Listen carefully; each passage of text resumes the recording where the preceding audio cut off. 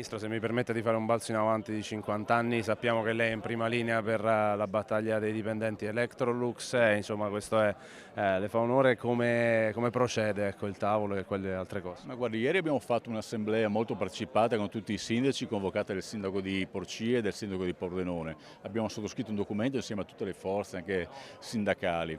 Il tema è questo, il nostro punto è questo, quel piano va ritirato. Solo dopo che sarà ritirato potremo incominciare a discutere veramente. Electrolux non può di punto in bianco annunciare la chiusura di stabilimenti e il licenziamento di 1700 lavoratori, che sono quasi il 40% dell'intera forza lavoro di Electrolux. Electrolux in tutti questi anni è stata aiutata, è stata ascoltata, abbiamo compreso le difficoltà che aveva e tutti, sul piano locale, regionale, nazionale, abbiamo tutti cercato di dare una mano. E quindi, siccome Electrolux dice di essere un'azienda multinazionale ispirata a criteri di eticità, di rispetto anche del sociale, ci dimostri che è vero. Questo piano non è né etico né responsabile, è uno schiaffo in faccia all'Italia e ai lavoratori. Chiediamo che venga ritirato e dopo si incominci a parlare di come garantire al bianco, all'elettrodomestico in Italia, un futuro fatto di impegno da parte di tutti